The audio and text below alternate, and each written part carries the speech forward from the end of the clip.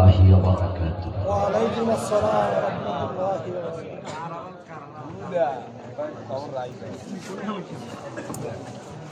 الحمد لله نحمده ونستعينه ونستغفره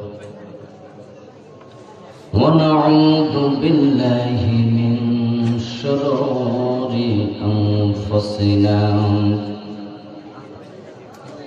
ومن سيئات أعمالنا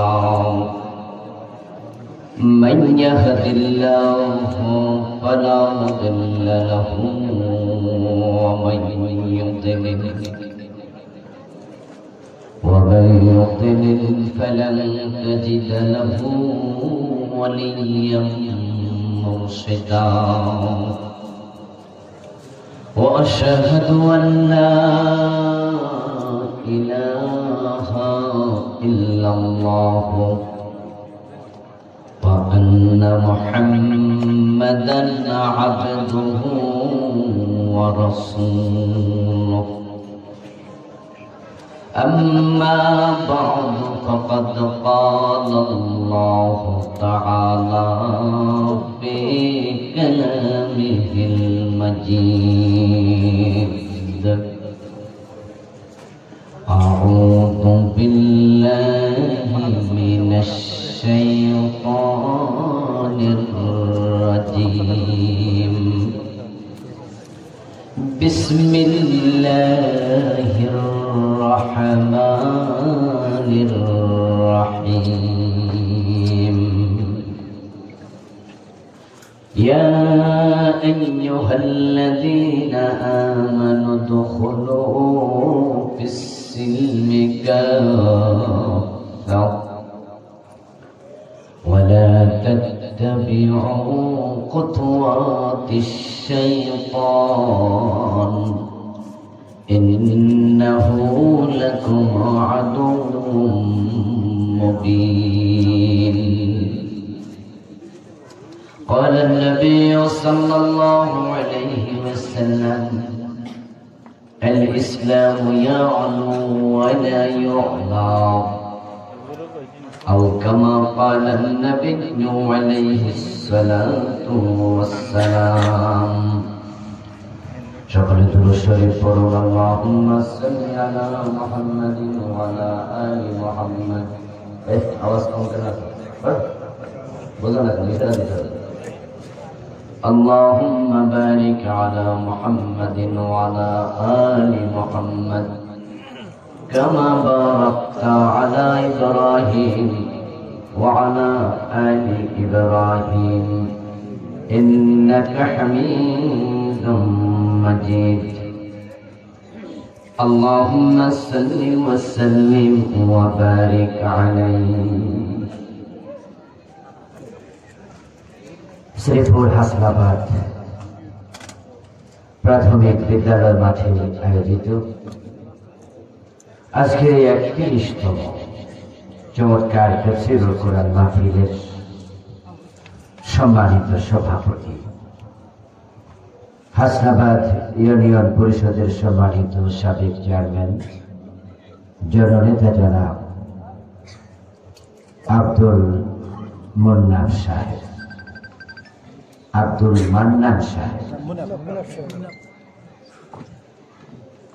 আল্লাহর কোন নাম মুনাফ আছে আমি জানি না, এই জন্য আমরা মান্নান সাহেব মান্নান বললো আল্লাহর একটা নামে পড়বো আর কি, ধাক্কায় সেদিকে পালাইলাম। আল্লাহ তাআলা সভাপতি সাহেবের নেক হায়াত দারাজ করুন। আজকের মাহফিলের ইন্তেজামিয়া কমিটির সম্মানিত সভাপতি, বিশিষ্ট আইনজীবী, আপনাদের এলাকার কৃতি সন্তান, বাংলাদেশ সরকারের সহকারী অ্যাটর্নি জেনারেল মহতারাম প্রিয় ভাই শাহাদাত হোসেন বাপন সাহেব,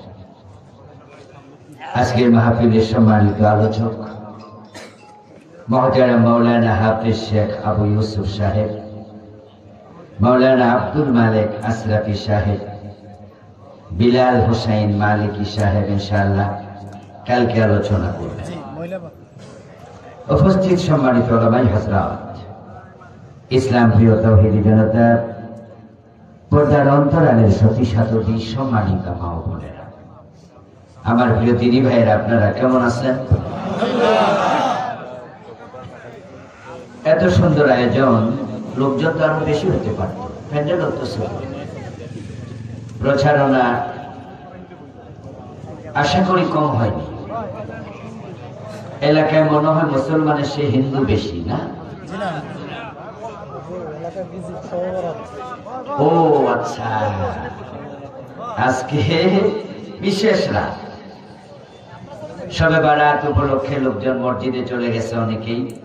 আমি ভাবছি আবার হিন্দু অধ্যুষিত এলাকা হতে পারে। বাংলাদেশের কিছু কিছু অঞ্চলে তো আবার 2-4 গ্রাম হিন্দুও আছে।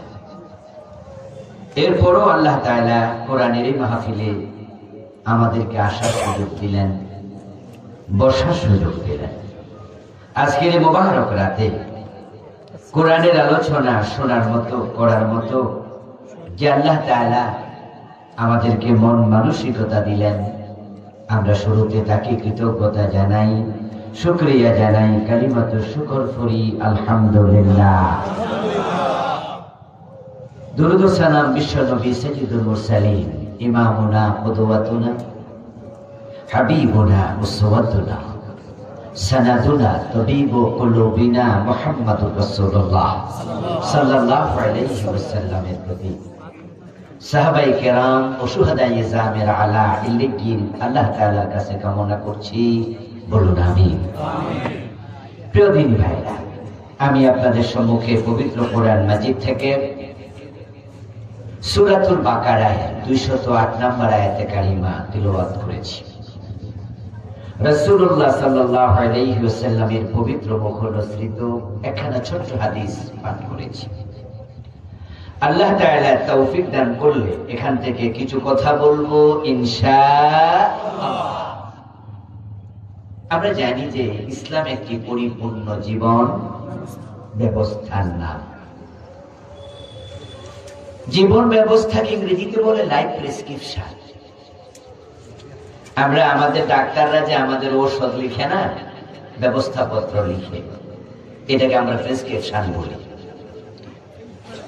ওখানে লেখা থাকে যে ঔষধটা আপনি কয় বেলা খাবেন, এটা কি খাবারের আগে খাবেন নাকি পরে খাবেন, এবং সেখানে মাত্রা লেখা থাকে, ওষুধের নাম লেখা থাকে। আমরা যারা রোগী, আমরা ডাক্তারের এই প্রেসক্রিপশন ফলো করে আমরা ওষুধ সেবন করি। এটা ফলো করলে আশা করা যায় যে রোগ সারতেও পারে।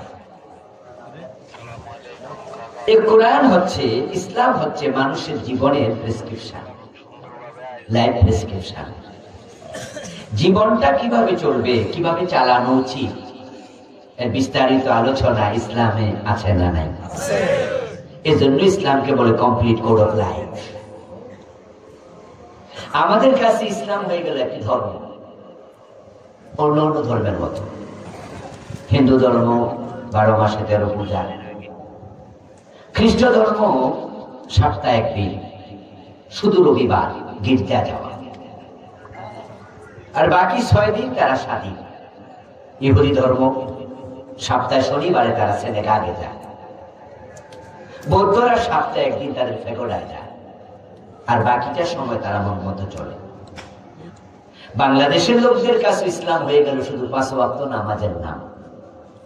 দিনে 5 বার মসজিদে যাবে, দায়িত্ব শেষ, আমি মুসলিম। অথচ তা নয়। আপনার হোল লাইফে, পুরা জীবনে, প্রতিদিন সকালবেলা ঘুম থেকে উঠে আবার ঘুমোতে যাওয়া পর্যন্ত, জন্মের পর মায়ের পেট থেকে বের হয়ে যখন কোলে নিয়েছে তখন থেকে ইসলামের আইন শুরু। কোলে নিয়ে কানে আজান দিতে হয়, ঠিক না? শুরু হয়ে গেল ইসলামের আইন।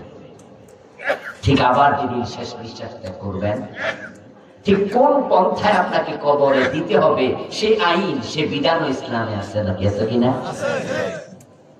ইসলাম হলো পুরা জীবনে।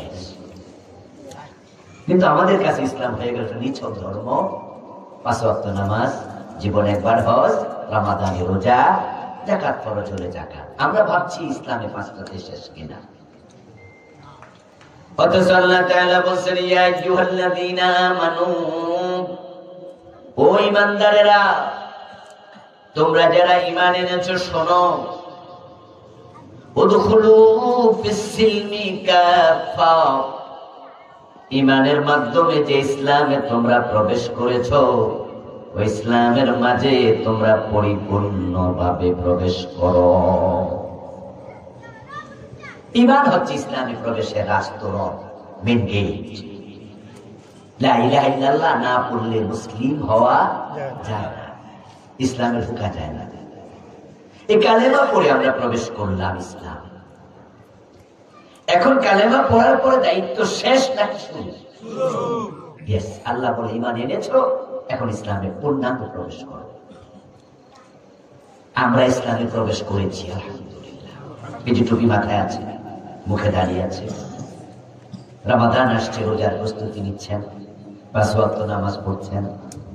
আপনি ইসলামে প্রবেশ না করলে এটা করতেন না, কিন্তু আপনি আবার সুদে টাকা লাগাচ্ছেন। 5 ওয়াক্ত নামাজ পড়ে অথচ সুদ খায়, এমন নামাজি বাংলাদেশে নাই। এই হাসনাবাদী ইউনিয়নে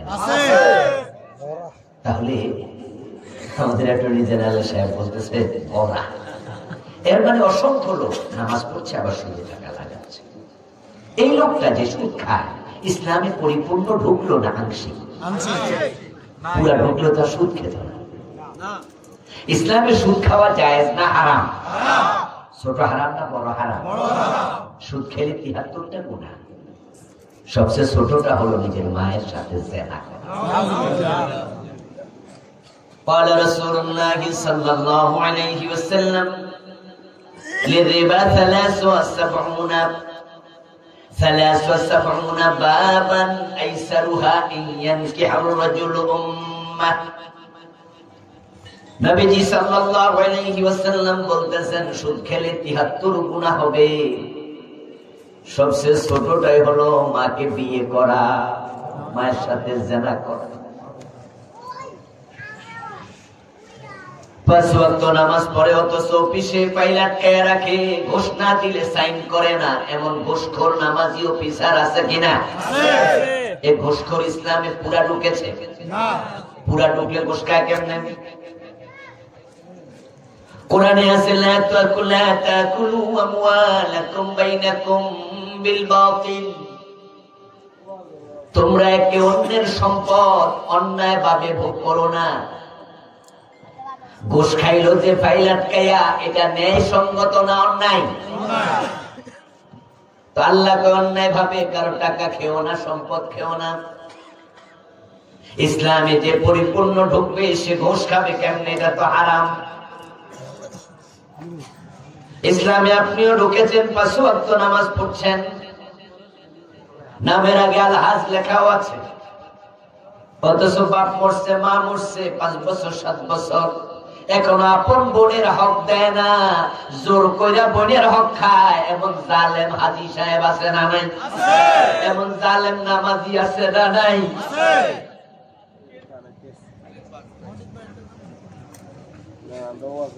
ও দোস্ত, আপনি ইসলামে কেন আসলেন? কেন আপনি মুসলিম হলেন?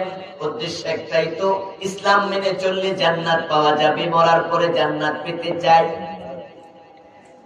যে জান্নাত পাওয়ার জন্য নামাজ পড়ছেন, রোজা রাখছেন, অথচ বোনের হক বোনকে না দেওয়ার কারণে জান্নাত মিস হয়ে যাবে। ইসলাম পরিপূর্ণ না মানলে বিপদ, অর্ধেক মেনে জান্নাত পাবেন না। হাদিসে আছে মান কাতা মিরাতা ওয়ারিসিহি কাতা আল্লাহু মিরাতাহু মিনাল জান্নাহ। যে ব্যক্তি ওয়ারিসের হক কেটে রাখে, মিরাস কেটে রেখে দেয়, আল্লাহ তার জান্নাত কেটে নেয়। তো দিকে ইসলাম যে মানলেন লাভটা হলো কি?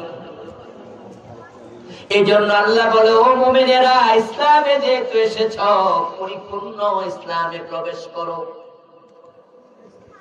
আমি যে হিসাব কয়টা দেখালাম, এই হিসাবগুলোর দিকে তাকালে আমাদের ইসলামটা মানার ক্ষেত্রে আমরা পূর্ণ মানি না আংশিক? আংশিক মানার অনুমতি কোরআনের কোন আয়াতে আছে?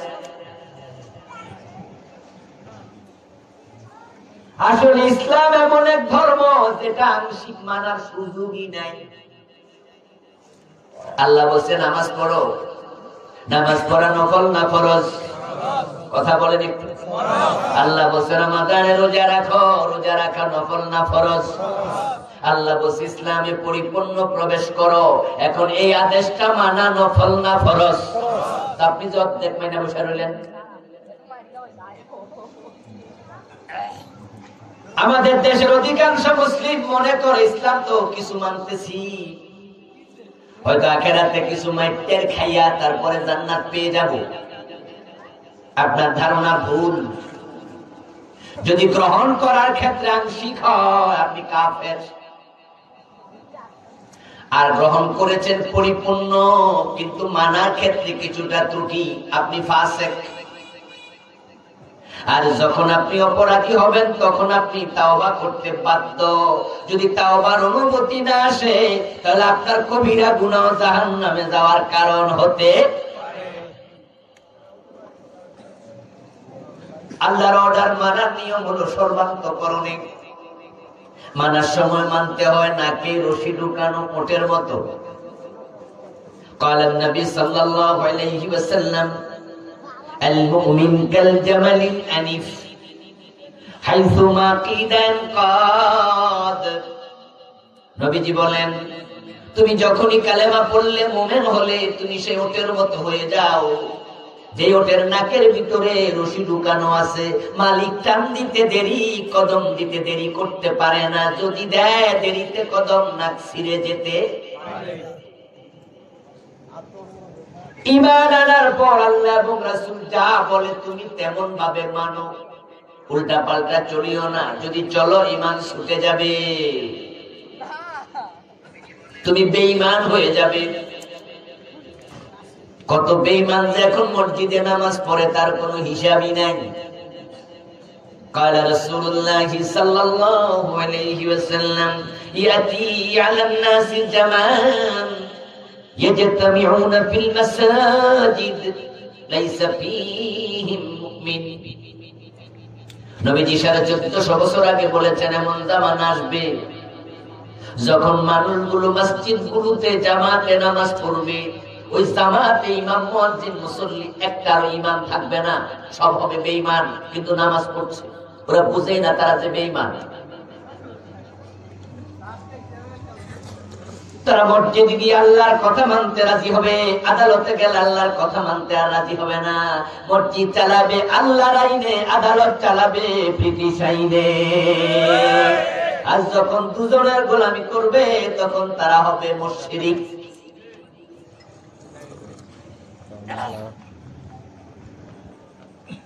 মসজিদে গিয়ে আল্লাহকে সেজদা দেয়, আবার দরবারে গিয়ে পীরের পায়ে সেজদা দেয়, এমন লোক বাংলাদেশে আছে কিনা? যারা পীরের পায়ে সেজদা দেয় লোকটার ঈমান আছে না গেছে? মুমিন না মুশরিক? অথচ এই লোক কি জুমার নামাজে যায় না? আজকে এই যে লাইলাতুল বারাত, শবে বরাতের রাত, যারা পীরের পায়ে সেজদা দেয় তারা এশারের নামাজ আজকে মসজিদে পড়ছে, দল বাঁধা গেছে।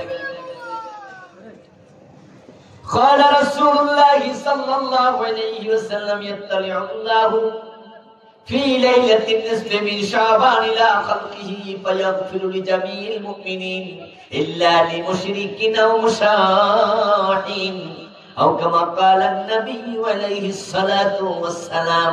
নবীজি বলেন লাইলাতুল বারাতের রাত, শাবান মাসের মধ্য রজনী, এই রাতে আল্লাহ সব মুমিনকে ক্ষমা করে দেয়, তবে যার অন্তরে শিরিক আছে তার ক্ষমা নাই।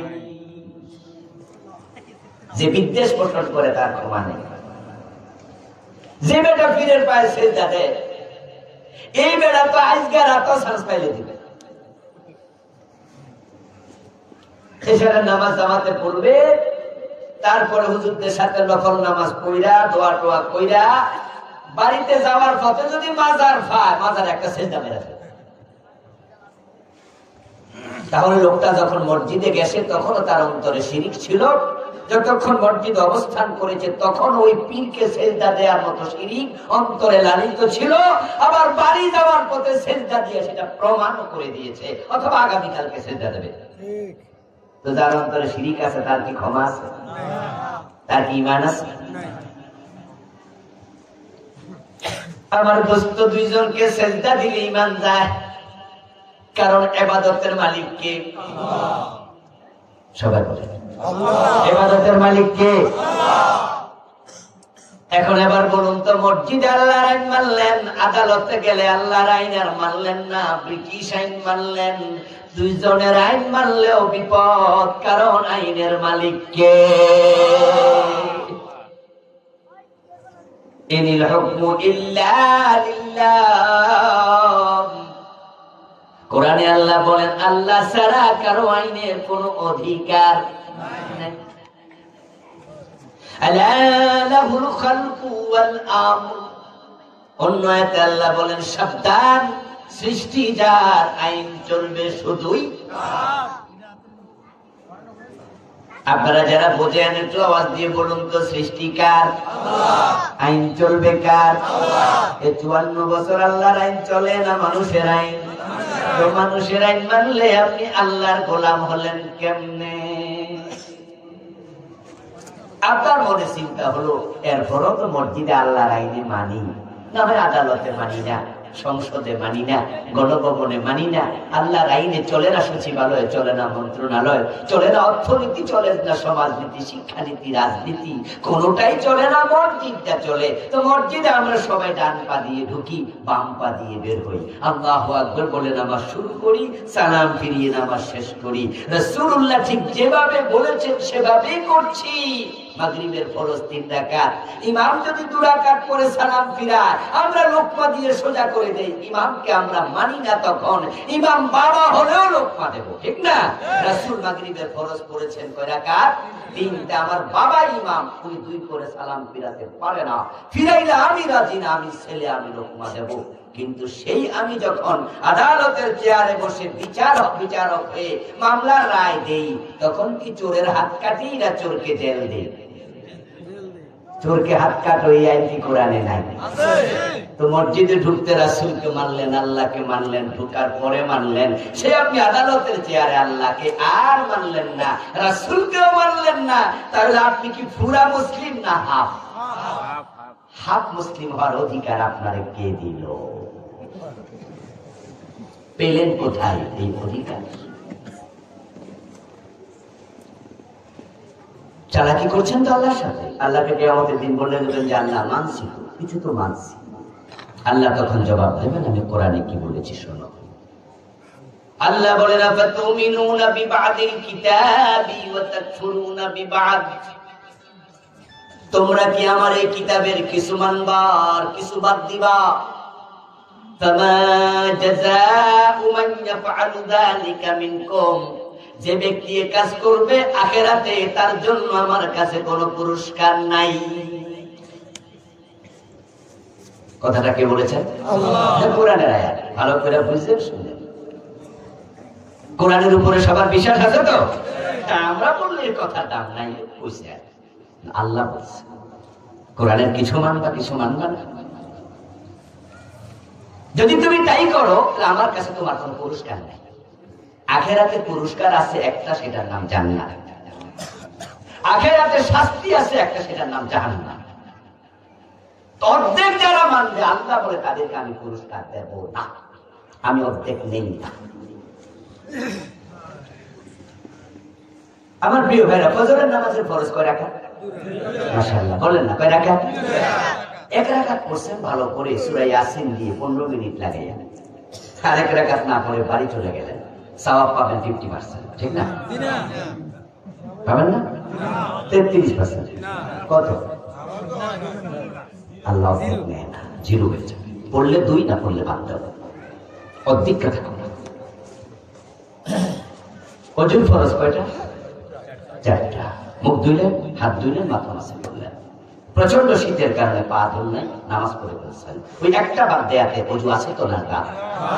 এই 3টার দাম নাই, একবারে মাইনাস হয়ে যাবে, 0। চৈত্র মাসের দুপুরে ঘড়ির দিকে তাকিয়ে দেখেন, দুপুর 3টা বাজে। পেটে প্রচন্ড ক্ষুধা, সামনে খাবার আছে, খেয়ে নেন। মনে মনে ভাবছেন 9 ঘন্টা রোজা রাখছি আর 5 ঘন্টা বাকি আছে, 14 ঘন্টার রোজা। 9 ঘন্টা যেহেতু রাখছি, দুপুর তো 3টা বাজে, সওয়াব তো 70% পাবো, ঠিক না? কত পাবেন? 9 ঘন্টার দাম কত? আল্লাহর সীমানা কোরআনে বলছে সুম্মা তিম্মুস সিয়ামা ইলাল লাইল। তুমি যখন সুবহ সাদেকের পূর্বে সেহরি খেয়েছো, এখন তুমি তোমার রোজাটা সূর্যাস্ত পর্যন্ত পূর্ণ করো। আপনি 3টা কেন, 4টা কেন, 5টা কেন, যদি সূর্য ডোবার 2 মিনিট আগে ইফতার করেন, সারা দিনের রোজাটা বাতিল। আল্লাহ অর্ধেক নেয় না, আর অর্ধেক তো আমরাও নেই না, অর্ধেক তো আমরাই নেই না। এই যে আমাদের সহকারী অ্যাটর্নি জেনারেল, আমাদের বাপন ভাই, সরকারের এখন বড় অফিসার, আমাদের সাবেক চেয়ারম্যান, আমার পাশে বসা সভাপতি, আচ্ছা ওনাদের কেউ যদি ঘোষণা দেয় যে আজকে মাহফিল থেকে যাওয়ার পথে সকলকে 1000 টাকা করে হাদিয়া দেয়া হবে, আপনাদের জন্য ওনারা হাদিয়া আনছে 1000 টাকার বান্ডিল। এ ভাই আসতে অনেকগুলো নিয়ে আসছে, আর গেটে দাঁড়াইছেন 1000 করে হাদিয়া দিচ্ছে। হাদিয়া দেওয়া সুন্নাহ, হাদিয়া নেওয়া সুন্নাহ। উনি হাদিয়া দিলে কি আমরা নিতে পারবো না? না জায়েজ হবে? জায়েজ কাজ। কিন্তু উনি বুদ্ধি কইরা টাকার মাঝখানে সিরা সিরা অর্ধেক করে দেয়া শুরু করছে। নিবেন তো? কেন নিবেন না? ওখানে 1000 টাকা লেখা আছে, কিন্তু দেখবেন ইংরেজিতে এক পাশে, বাংলা আরেক পাশে, সিল লেখা কিন্তু আছে। বলুন তো, টাকাটা ছেড়ার পরে মাঝখানে তার মূল্য কত? কি এতগুলো মানুষ কথা কি বুঝাইতে পারতেছি না? ছেড়ার পরে দাম কত? ইয়েস, অর্ধেক ইসলাম আল্লাহ নেয় না।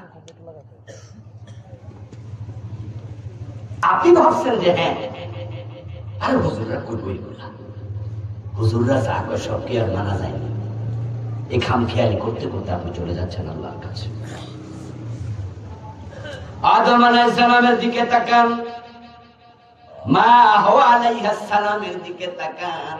আল্লাহ ওনাদের দুজনকে জান্নাতে দিলেন, দিয়ে বললেন যেখানে মনে চায় যাও, যা মনে চায় খাও, তবে ফালা তাকরাবা হাদিহিস শাজারা, ওই গাছটার কাছে যেও না।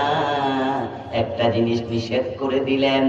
এই দুইজন ওই গাছের কাছে যখন গেলেন, গাছের ফল যখন খেলেন, সাথে সাথে জান্নাতের পোশাক গায়ে আর নাই। কোরআনে আল্লাহ বলেন ফালাম্মা যাকাশ শাজারা বাদাত লাহুমা সাওআতুহুমা তাফিকা ইয়াকসিফানি আলাইহিমা মিন ওয়ারাকিল জান্নাহ। যখনই নিষিদ্ধ বৃক্ষের ফল ভক্ষণ করলো, সাথে সাথে জান্নাতের পোশাক খুলে পড়ে গেল, দুজন এখন উলঙ্গ। আল্লাহ ল্যাংটা করে দিচ্ছে, সাথে সাথে উলঙ্গ করে দিচ্ছে। তারপরে আবার জান্নাত থেকে ছিল না বের করে দিচ্ছে, শখে বাইরে শখ করে যা, এখন আল্লাহ বলছে বেরাও, বেরিয়ে যাও, বেরিয়ে যাও। আদম আলাইহিস সালাম, মা হাওয়া আলাইহিস সালামের গায়ে কাপড় নাই, তারা জান্নাতের গাছের পাতা ছিঁড়ে লজ্জাস্থান আবৃত করলো। তারপর দুইজন রাব্বানা যালামনা আনফুসানা বলে আল্লাহর কাছে কেঁদে কেটে তাওবা করলো। তারপরে আল্লাহ দুনিয়ায় পাঠায়া দিলেন, জান্নাত থেকে বের করলেন। এই কথাগুলো যদি কোরআনে আল্লাহ না জানাতেন তাহলে আমরা জানতাম না, কারণ সেখানে আমরা কেউ ছিলাম নাকি? এগুলো আল্লাহ কোরআনে কেন জানাইলো? আদম এবং হাওয়ার বদনাম করলো নাকি? এগুলো জানাই আল্লাহ বদনাম করছে?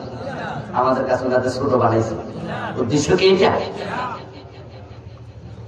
আল্লাহ তাআলা এই কাহিনী জানায়া বুঝায়, ও আদমের সন্তানেরা, তোমাদের বাবা তোমাদের মা জান্নাত আমার একটা কথা শুনে নাই, আমি জান্নাতের কাপড় খুলে নিছি। আমার একটা কথা শুনে নাই, জান্নাত থেকে বের করে দিছি। আর তোমরা সুদ খাইয়া, ঘুষ খাইয়া, পরের জমি দখল কইরা, মালে বেজাল দিয়া, ওজনে কম দিয়া, আমি আল্লাহর হাজার হাজার কথা বাদ দিয়া জীবন চালাইয়া ওই জান্নাতের স্বপ্ন কেমনে দেখো? হিসাবটা হলো এখানে, হিসাবটা এখানে। আপনাদের কাছে আমি একটা প্রশ্ন রাখবো। আমার ওয়াজ কি বেশি টাইট টাইট হয়ে গেছে না শক্ত শক্ত লাগতেছে? শেষে একটু নরম করে দেবো, দেখা যাক একটু আগাই। আমার বন্ধু ইবলিস শয়তান আল্লাহর ইবাদত করতে করতে এতটা উপরে উঠে গেছে, সে কিন্তু জিন জাতির সদস্য। অনেকে তাকে ফেরেশতা মনে করে ভুল করে। কোরআনে আল্লাহ বলছেন কানা মিনাল জিন, ইবলিস হলো জিন জাতির সদস্য, কিন্তু ইবাদত করতে করতে সে এখন ফেরেশতার সাথে একত্রে থাকে। যখন আদম আলাইহিস সালামকে সিজদা করতে বলা হলো, তখন সকল ফেরেশতা সিজদা করলো, কিন্তু ইবলিস সিজদা করে নাই। সে আল্লাহর একটা আদেশ লঙ্ঘন করার সাথে সাথে ঈমান আছে না গেছে? ইবলিস আল্লাহর কয়টা আইন মানে নাই? আচ্ছা আমরা মানি না কয়টা? আত্মসমালোচনা করুন। قال النبي صلى الله عليه وسلم الكيس من دان نفسه وعمل لما بعد الموت। নবীজি বলেছেন যে দুনিয়ার সবচেয়ে চালাক তো সে যে আত্মসমালোচনা করতে জানে। আত্ম মানে নিজ, সমালোচনা তো বুঝিনি। আত্মসমালোচনা মানে নিজের সমালোচনা। আমরা সমালোচনা কি নিজের করি বেশি না মানুষেরটা? আমরা এই কামে ফাঁকা, অন্যের দোষ খোঁজা ব্যস্ত। ঘুম থেকে উঠেই আপনি ওযু করে নামাজে দাঁড়িয়ে বলছেন আউযু বিল্লাহি মিনাশ শাইতানির রাজীম, আল্লাহ তোমার কাছে অভিশপ্ত শয়তান থেকে পানা চাই, আশ্রয় চাই। শয়তান পাশে দাঁড়ায় বলে কেডারে আমার অভিশপ্ত বলে গালি দিল, আমি আল্লাহর একটা কথা শুনি নাই, তাই যদি আমি অভিশপ্ত হই তোর খবর কি? তো 14 গোষ্ঠী অভিশপ্ত, তুই ডজন ডজন মানতেস, তুই চালুনি আমি শুনি। চালুনি ছিলেন তো মা? চালুনি, চালুনির মাঝে ছিদ্র আছে কটা? আর শুয়ের পিছনে কে কার দোষ ধরে? চালুনি শুয়ে। চালুনি বলছে সুই কে? সুই তোর পাশায় ছিদ্র কেন, পিছনে ছিদ্র কেন? তখন এবার সুই তো হাত ফেল করার মতো অবস্থা যে বেটা তোর পুরো শরীরে ছিদ্র, তুই আমার ধরে।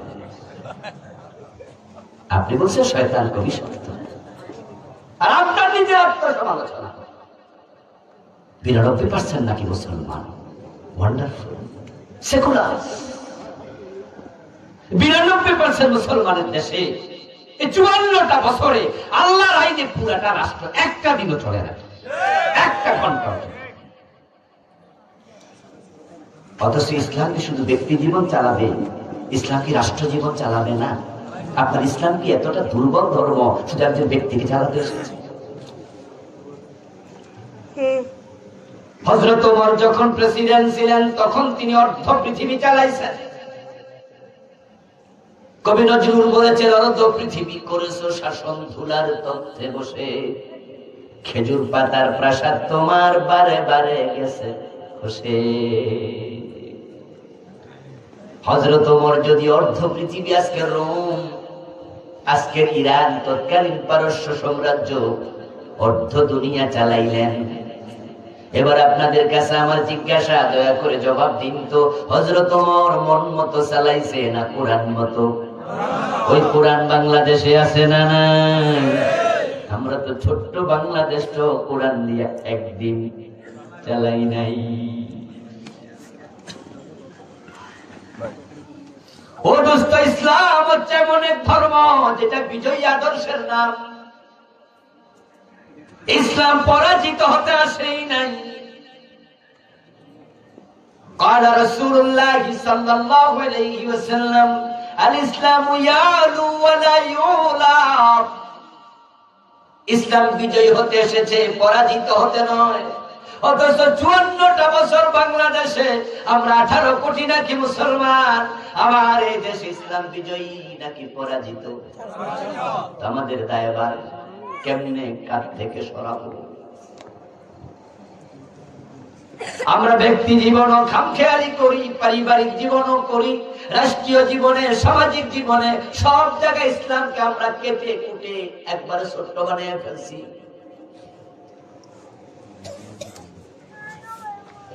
স্কুলের ক্লাসে স্যার ছাত্রদেরকে হাতির রচনা পড়ালেন 7 দিন ধরে, একবার 5 দিন, 1 সপ্তাহ, শনি রোববার থেকে বৃহস্পতিবার পর্যন্ত হাতির রচনা পড়ালেন। তারপরে এবার ছাত্রদেরকে বৃহস্পতিবারে ক্লাসে বলছেন হাতির রচনা পড়া শেষ, আশা করছি হাতি কেমন তোমরা বুঝতে পেরেছো। ছাত্ররা বলে জি স্যার। তাহলে কেউ পারবে নাকি ব্ল্যাকবোর্ডে একটা হাতির ছবি আঁকতে? একজন ছেলে হাত তোলা দিয়ে বলে স্যার আমি আঁকে দেখাই, কারণ আমি হাতির রচনা পড়েছি এবং নিজের চোখে চিড়িয়াখানায় হাতি আমি কিভাবে, বাকিটা আপনারা কন্যা এই অভিনয় দেন না, নিজের চোখে দেখছি স্যার আমি আঁকে দিই। ছাত্র এবার হাতের মাঝে চক নিয়ে ব্ল্যাকবোর্ডে গেল, যেই মাত্র হাতি আঁকতে থাকবে, হাতি শুরু করবে আঁকা, স্যার বললো থামো, হাতিকে দাও, তবে হাতির সুরে কোথায়?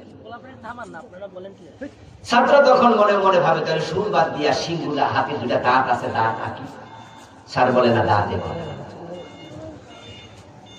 হাতির কান এঁকো না, হাতির পিঠ এঁকো না, হাতির পেট আঁকা যাবে না। ছাত্র বলে পা থেকে পা আঁকা যাবে না, পেট আঁকিও না, পেটও না, ফিটও না, পাও না, সুরও না, মুখও না, কানও না, তো কি আছে? লেজ, লেজ আঁকো। ছাত্র বলে স্যার লেজের নাম কি হাতি? লেজের নাম তো হাতি না। আপনি বলছেন হাতি আঁকো, আর আঁকতে আবার মানা করেন। শুধু লেজ দিয়ে হাতি হয় না। ইসলাম পুরো জীবনে বাদ দিয়া শুধু 5 ওয়াক্ত নামাজে মানবা, 5 ওয়াক্ত নামাজের নাম ইসলাম না। ইসলাম কমপ্লিট কোড অফ লাইফ। আপনি যখন টয়লেটে যাবেন সেখানে ইসলামের আইন আছে কিনা? ইসলাম তো পূর্ণাঙ্গ জীবন বিধান।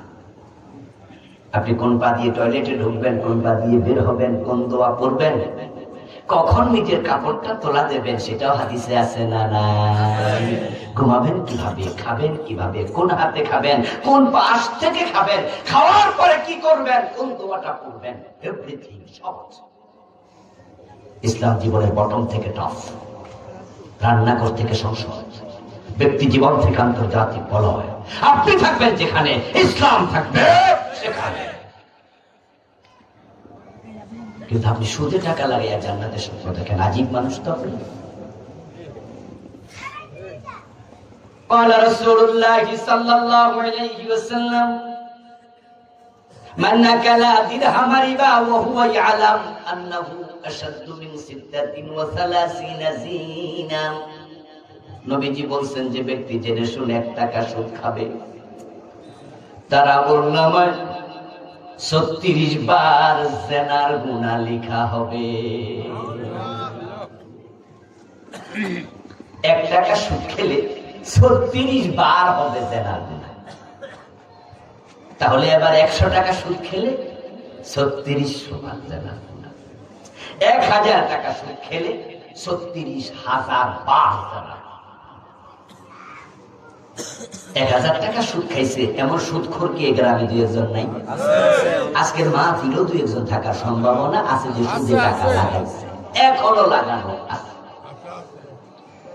যে 1000 টাকা সুদ খাইছে এত গুনাহ করলো, 1000 মানে 36,000 বার জেনা। এত জেনা কোনো পতিতাও করার টাইম পায় না, বয়স পায়। যে সমস্ত নিকৃষ্ট মেয়েগুলো টাকা দিলে মানুষকে দেহদানে করে, পতিতা হয়, বেশ তাকে দেখলে আমরা খুব দেই, ঘৃণা করি। যে মারা গেলে ইমাম তার জানাজা নামাজ পড়তে রাজি হয় না, বলে ওর আবার কিসের জানাজা, কুত্তার মতো খাদায় ফেলো মাটির নিচে।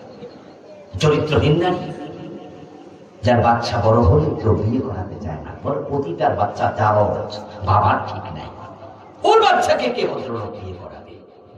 যাকে তো দিলেন, এতটা নেগলেক্ট করলেন, ঘৃণা করলেন, সেও 36,000 বার দেনা করে নাই। আর আপনি 1000 টাকা সুদ খাইয়া ইমামের পিছনে দাঁড়ায় নামাজ পড়ে, লজ্জা লাগে না? তুমি তো পতিতার চেয়ে আরো খারাপ। পতিতাকে যদি ধুতো দিতে হয়, ঘৃণা করতে হয়, সুদখোরদেরকে স্যান্ডেল দেওয়া হয়েছে। কিন্তু পরিতাপ এই দেশের জন্য, জাতির জন্য, যে আমরা পতিতা যারা নিকৃষ্ট তাদেরকে ঘৃণা করতে শিখেছি। আলহামদুলিল্লাহ, এটা লাগবে, এটাও হোক। আমরা তাদেরকে ঘৃণা করি আর সুদখোরদেরকে, বড় পেটওয়ালাদেরকে ভোট দিয়া এমপি বানায়া দেই। এই যে দেশে বড় বড় সুদী ব্যাংকগুলো আছে, বেসরকারি বড় বড় ব্যাংক আছে, সুদী ব্যাংক, এগুলো যারা এমডি, ডিএমডি, এগুলো যারা ডিরেক্টর, এগুলো যারা চালাচ্ছে, তারা সাধারণ মানুষ না, অধিকাংশই নেতা, সমাজের নেতা। لعن رسول الله صلى الله عليه وسلم أكل الربا وموكله وشاهديه وكاتبه وقال هم سواء। নবীজি লানত করেছেন চার ব্যক্তিকে, বলেছেন আল্লাহর গজব পড়ুক, লানত পড়ুক, অভিশাপ পড়ুক ওই ব্যক্তির উপরে যে সুদ খায়, যে সুদ দেয়, যে সুদের সাক্ষী থাকে এবং যে সুদ লেখালেখি করে। চারজন গুনার ক্ষেত্রে রাসূল বলে তারা সমান। সুদ খান না আপনারা, এখানে অনেকে আছেন, কিন্তু সুদ দেন। ঢাকা শহরে বড় বড় বিল্ডিং গুলো দেখবেন না, তার মাঝে 100টা বিল্ডিং এর মাঝে 95টার খবর নেন সুদে টাকা এনে বিল্ডিং বানাইছে। কোন প্রয়োজন ছিল? একজন ব্যক্তি থাকার জন্য কি 5তলা বিল্ডিং 10তলা বিল্ডিং লাগে নাকি? একটা ফ্ল্যাটে না, বাকিটা কি করছে? ভাড়া দিচ্ছে। ওই টাকার লোভে সুদে টাকা আছে।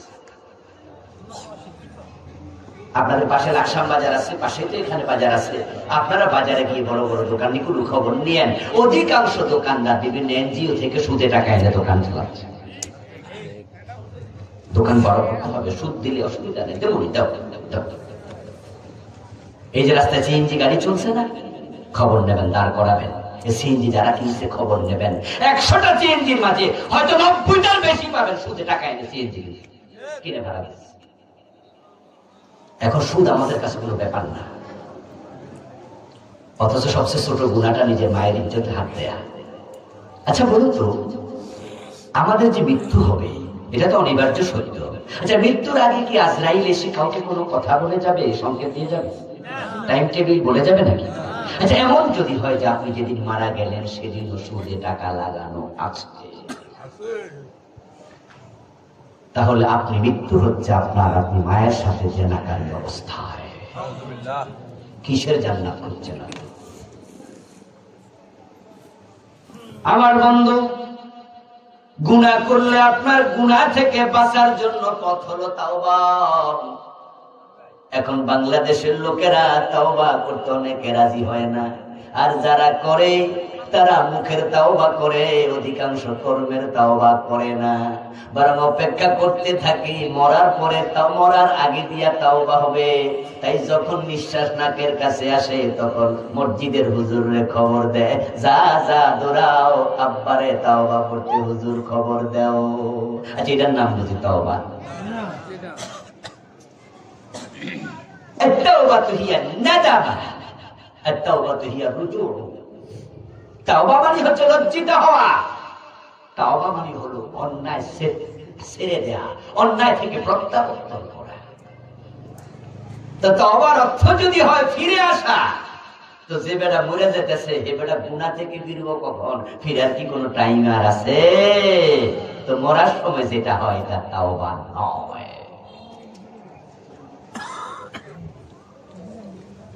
বরং তাওবা হলো আপনি যখন বুঝবেন যে আমি গুনাহ করে ফেলেছি।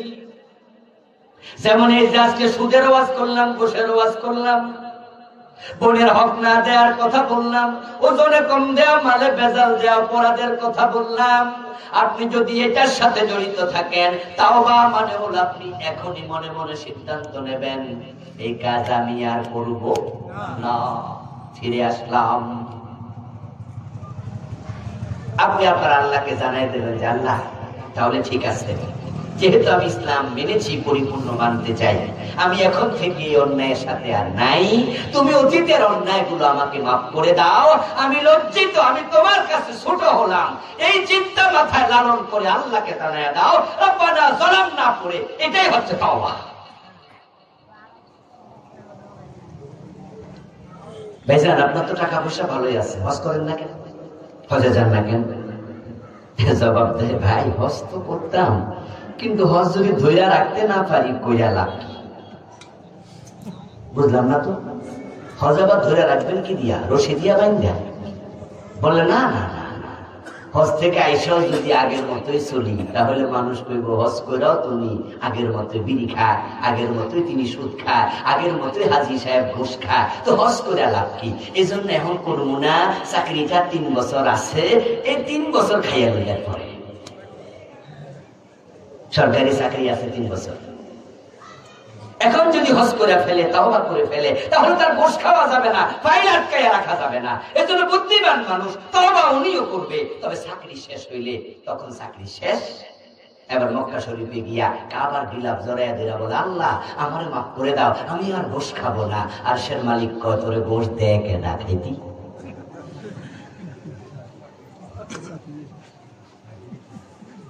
এই যে তুই এখন আমার কাছে ওয়াদা করছিস গোসান খাইবি না, তোর গোষ্ঠী কেউ দিব, তো তো চাকরি টেবিলে দেয়, তো না চাকরি ইন্টারনেটটা হয়ে গেছে। আমাকে সোজা পাইছ, আমার সাথে ফাইজলামি করতে আসছ, কাবার গিলাফ সার বেটা দুষ্ট।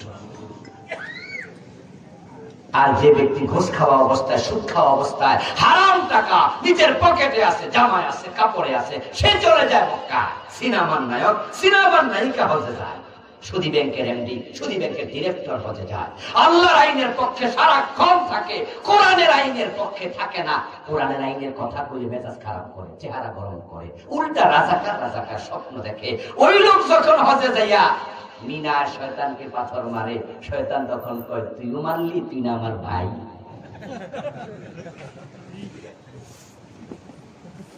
আমরা হুজুর মানুষ, আমরা শয়তানকে পাথর মারলে শয়তানকে হুজুরের তো মারবো, কিন্তু যখন ওরা মারে তখন শয়তান কয়, তুইও মারলি, জাত বাইরে জাত বাইরে কাম করে না, কামটা ঠিক না। আপনি মিনায় গিয়ে শয়তানকে পাথর মারছেন আর নিজে একটা উদ্ভট শয়তান হয়ে বসে আছেন। কি ভাবছেন আপনি হজ করলে জান্নাত? আবু জেহেল তো জান্নাত পাওয়ার কথা, সেও তো হজ করেছে। ইসলাম মানার নিয়ম হলো পূর্ণাঙ্গ। এখন যেখানে অপরাধ আছে, যেখানে গুনাহ আছে, সেখানে থেমে যেতেই হবে। আপনি যদি ইসলাম না বুঝেন, মানবেন কেমনে? এখন ইসলামকে নিছক ধর্ম ভাববেন না। ইসলাম হলো না প্রেসক্রিপশন, আল ইসলাম হিয়া তিলকা শারা'i আল্লাতী ইয়াতাহাক্কাকু বিহাস সালাম। ইসলাম হলো এমন কিছু আইনের নাম, যে আইনগুলো মানলে সমাজে শান্তি কায়েম হবে। সুবহানাল্লাহ পড়েন। আরে ঠিকই ভাই, ইসলাম যদি আমরা বুঝতাম। কবি নজরুলের জন্য আফসোস করে বলেছিলেন, ইসলাম সে তো পরশ মানিক, তারে কি পেয়েছে খুঁজি, পরশে তাহার সোনা হলো যারা, তাদেরই মোরা বুঝি। আপনি দেখুন না, ইসলাম যখন এসেছিল, যেই যুগে যেই কালে, ওই কালের নামটাই ছিল আইয়ামে জাহিলিয়া। অজ্ঞতার যুগ, বর্বরতার যুগ, তমসার যুগ, নিকৃষ্ট যুগ, যে যুগে মানুষরা নিজের মেয়েকে জীবিত কবর দিত, বাবা মা ছেলে মেয়ে একসাথে মদ পান করত, দিনে দুপুরে প্রকাশ্য দিবালোকে নারীদের ইজ্জতে হাত দিত। ইজ্জত হারানো নারী চোখের পানি ছেড়ে দিয়ে কাঁদত, বিচার পাবে দূরের কথা, বিচার ছাওয়ার জায়গাটাও ছিল না, কারণ নারীদেরকে তারা মানুষই মনে করত না। সে যুগ ইসলাম যখন আসলো, ইসলাম সমাজে যখন প্রয়োগ হলো, মানুষ মানতে শুরু করলো, এমন পরিবর্তন হলো, 180 ডিগ্রি উল্টে গেল। আমার রাসূল ইন্তেকালের আগে বলছে, খায়রুল কুরুনি কারনি।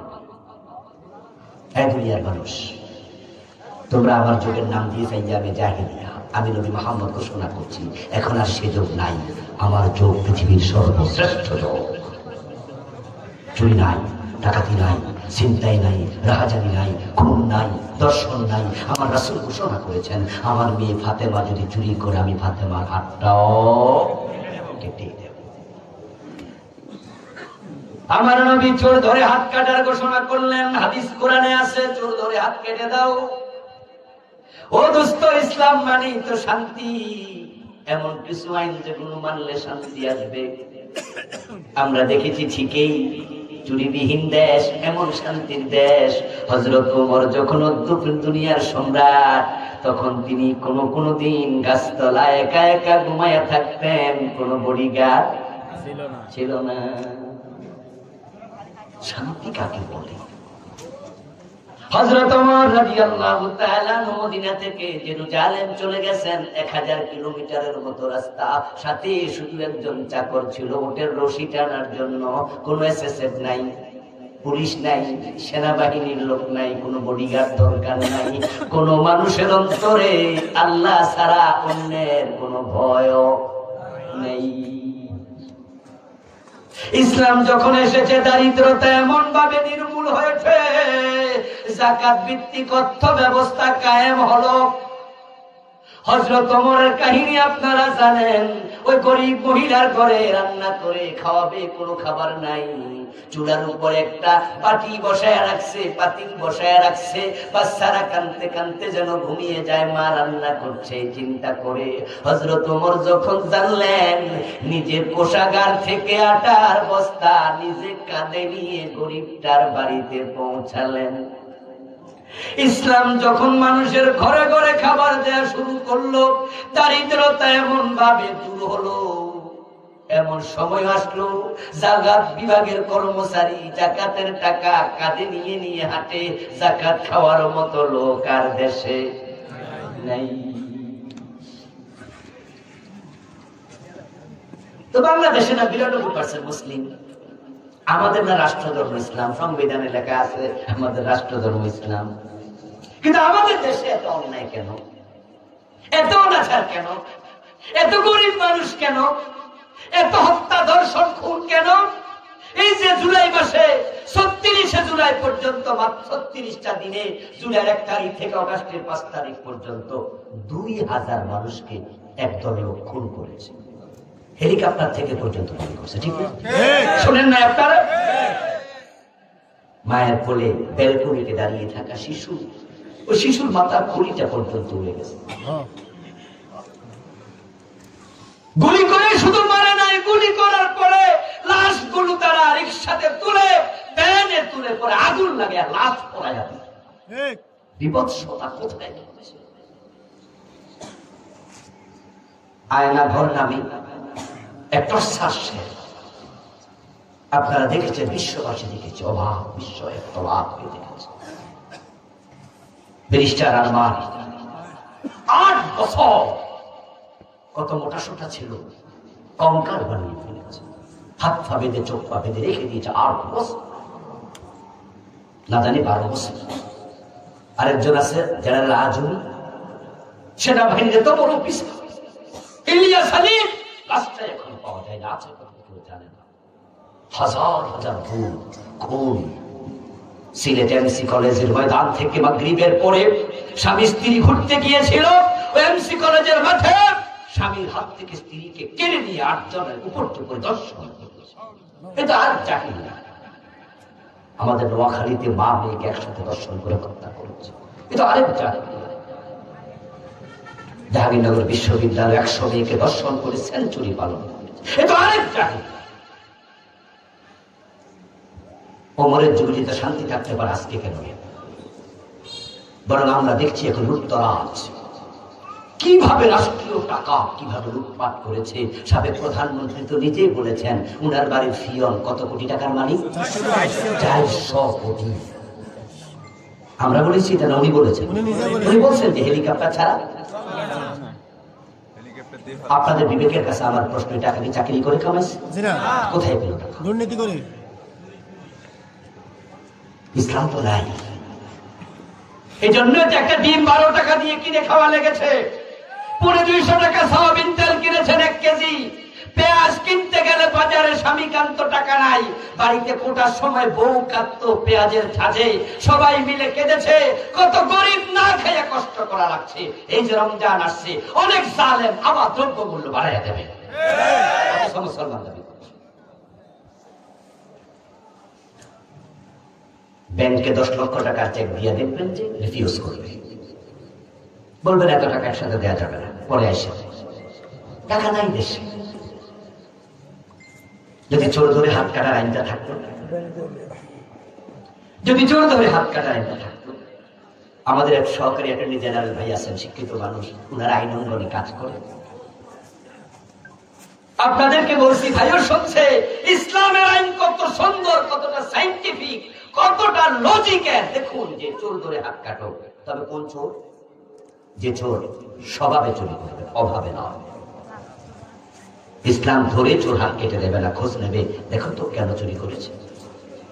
হযরত আলী রাদিয়াল্লাহু তাআলা খলিফাতুল মুসলিমিন ছিলেন, আমিরুল মুমিনিন ছিলেন, রাষ্ট্রপ্রধান ছিলেন। হযরত আলী বলেছেন, যদি রুটির অভাবে কোন চোর চুরি করে, ওই চোরের হাত কেটো না, বরং রাষ্ট্রপ্রধানকে বরখাস্ত করো। যে মানুষের ক্ষুধার অন্নের ব্যবস্থা করতে পারে না, সে রাষ্ট্রপ্রধান থাকার অধিকার তার থাকে না। রাসূল বলেছেন, তো খাযু মিন আবনিয়াহিম ফাতুরাদ্দু ইলা ফুকারাহিম। যাকাত ব্যবস্থা চালু হবে, এটা আল্লাহর অর্ডার। আল্লাযীনা মাক্কান্নাহুম ফিল আরদি আকামুস সালাহ ওয়া আতাউস যাকাত ওয়া আমারু বিল মা'রুফ ওয়া নাহাউ আনিল মুনকার। আমার বন্ধু হযরত আলী বলে, খোঁজ নিয়ে দেখো কেন চুরি করেছে। ও দোস্ত, ভাবে চুরি করলে হাত কাটা হবে না। আপনারা বলুন তো, যে 400 কোটি টাকা চুরি করছে, অভাবে না স্বভাবে? যারা দেশের টাকায় কানাডায় বেগম পাড়া বানাইছে, দেশের টাকা চুরি করলো, অভাবে না স্বভাবে? এস আলম গ্রুপ ইসলামী ব্যাংকের 18টি শাখা থেকে তারা টাকা বিদেশে পাচার করেছে 80,000 কোটি।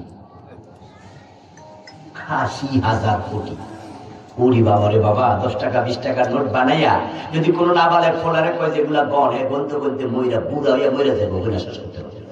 80,000 কোটি বাড়ির কাছে। এত টাকা যারা লুটপাট করলো, অভাবে না স্বভাবে? ওদেরকে থামাবেন কিভাবে? এই আইন দিয়া, যে আইন দেশে চালু আছে, চোর ধরে জেলে দাও, পাগলা আইন, পাগলামির আইন, একবারে সাইন্টিফিক আইন, একবারে লজিক্যাল আইন। ব্রিটিশরা বানাইছে পাগলা আইন, আশ্চর্য আইন। আচ্ছা আপনারা বলুন তো, চোর যারা, তারা ভালো মানুষ না খারাপ মানুষ? অনেকে সুপ আছেন কি ভালো মানুষের ওদের পক্ষে নাকি? কথা বলেন, চোর কি ভালো মানুষ না খারাপ মানুষ? আচ্ছা, খারাপ মানুষটা ধরে যে জেলে দিলেন, 6 মাস জেলে থাকলো, জেলে ভাত খায় নাই, টাকা দিছে? থাকে নাই ঘরে, ঘর ভাড়া দিছে, বিদ্যুৎ ইউজ করে নাই, বিল দিছে, তো খারাপ মানুষের খাওয়াইছেন, টাকা দিল কেনা? টাকাটা কার? রাষ্ট্রের না? রাষ্ট্র কোথায় টাকা পেল? আমাদের টাকা না? আমাদের ট্যাক্সের টাকা, ভ্যাটের টাকা। এই যে রিক্সাওয়ালা, সে যদি 100 টাকা মোবাইলে সে ঢুকায়, সাথে সাথে 15 টাকা কেটে নেবে। তাহলে সরকার যে চোর বাটপারকে জেলে নিয়ে খাওয়াচ্ছে, পাবলিকে টাকা দিয়েছে। পাবলিক তো চোরকে খাওয়ানোর জন্য টাকা দেয় নাই, এই জন্য তাদের পিছনে বিনিয়োগ করা যাবে না। ইসলাম বলেছে, প্রমাণ হবে চোর, হাত কেটে দাও, 1 টাকা খরচ হবে না। হাত কাটা চোর দেখে 100 চোর সোজা হয়ে যাবে। কি যৌক্তিক আইন!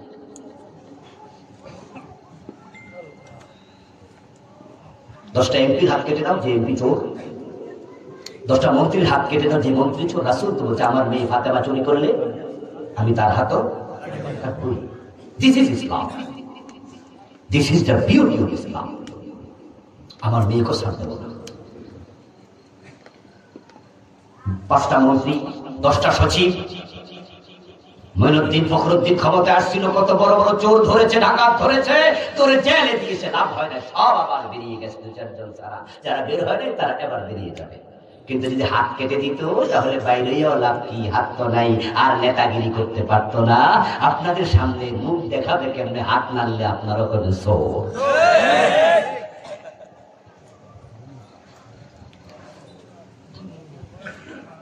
আমার বন্ধু, আজকে বাংলাদেশটাকে মাদক শেষ করে দিচ্ছে।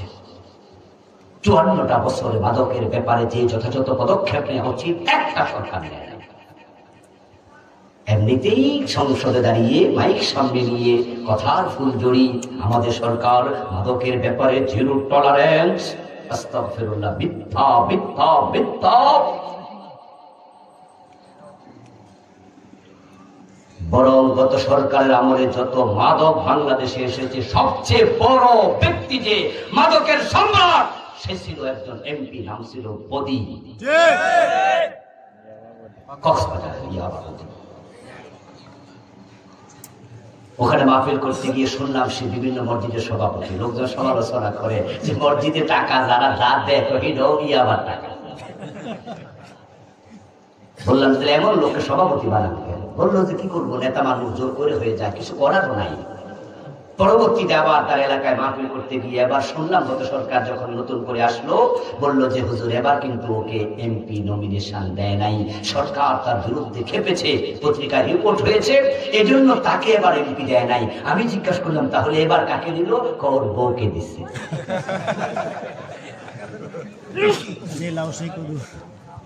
লোকজন মজা করে বলে বউয়ের লাউয়ের বদলে কদু, বদির বদলে বধু, বদিরে সরাইয়া বধুরে দিচ্ছে, একই করে রাখছে। মানুষকে বলছে আমরা জিরো টলারেন্স।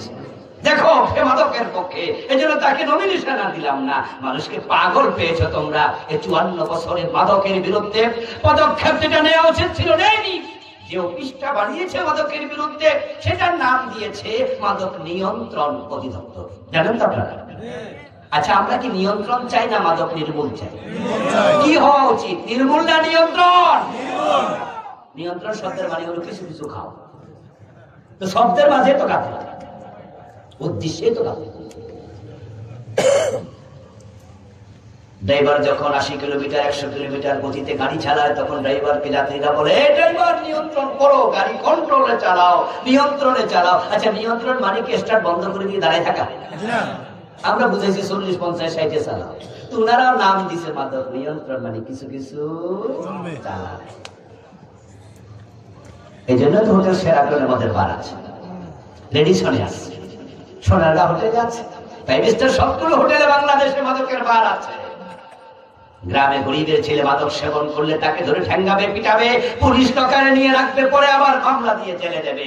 আর ধরির ছেলে সোনারগাঁ হোটেলে খাবে, মেয়ে নিয়ে নাচবে, তাকে সেলুট দেবে।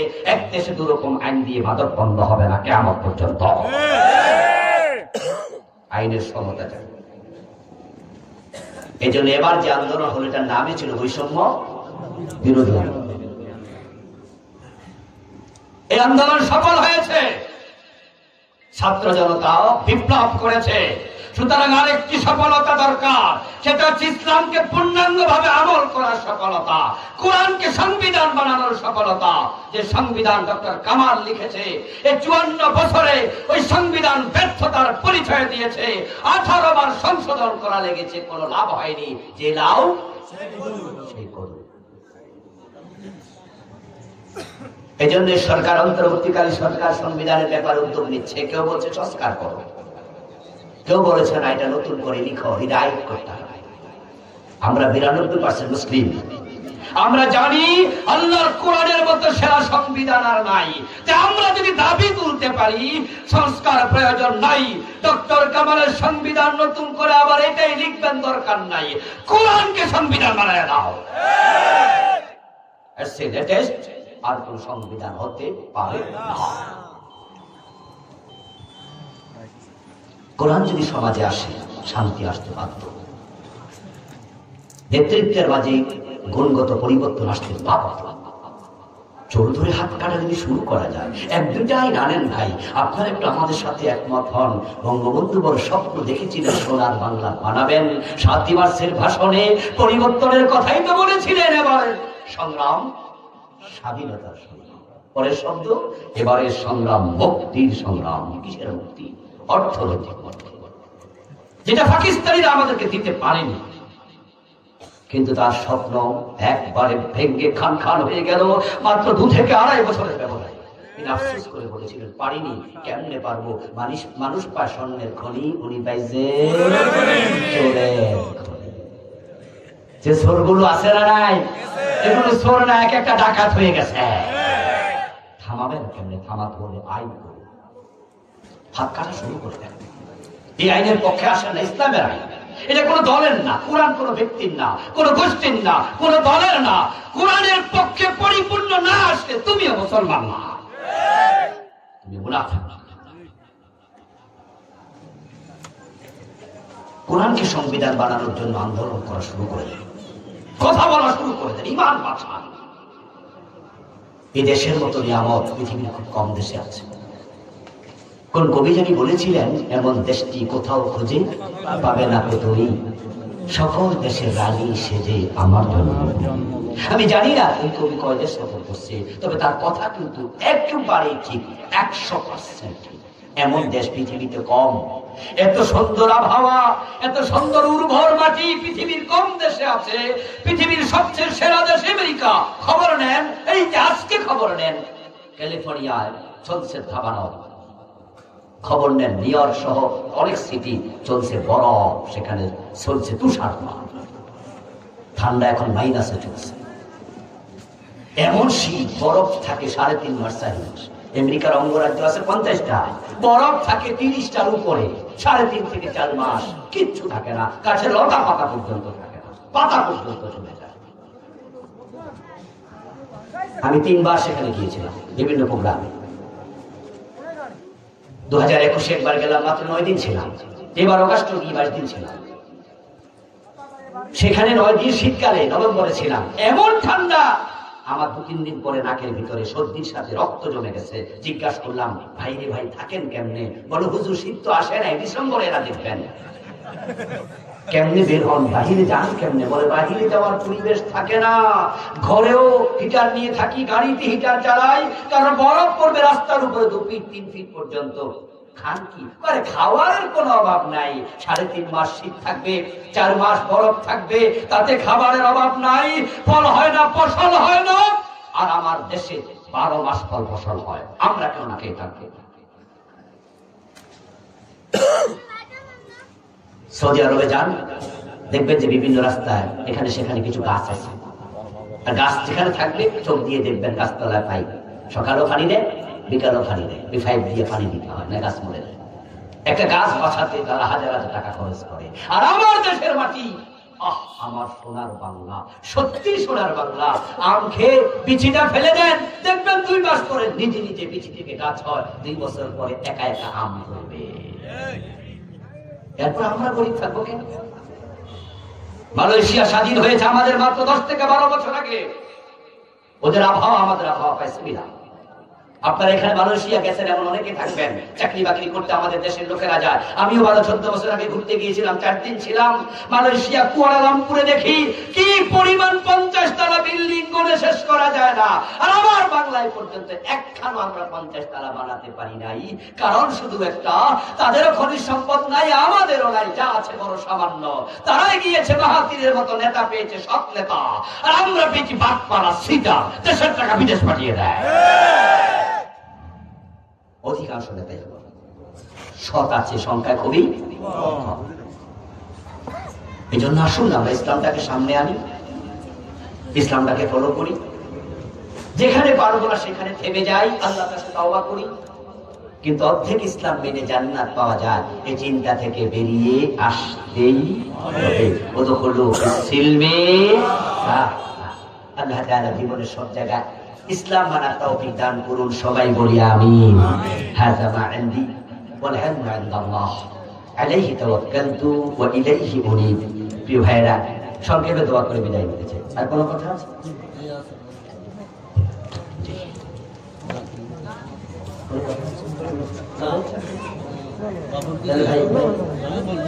কিছু বলুন, সবাইকে সবার জন্য খুব আমাদের যারা মারা গেছে, আমার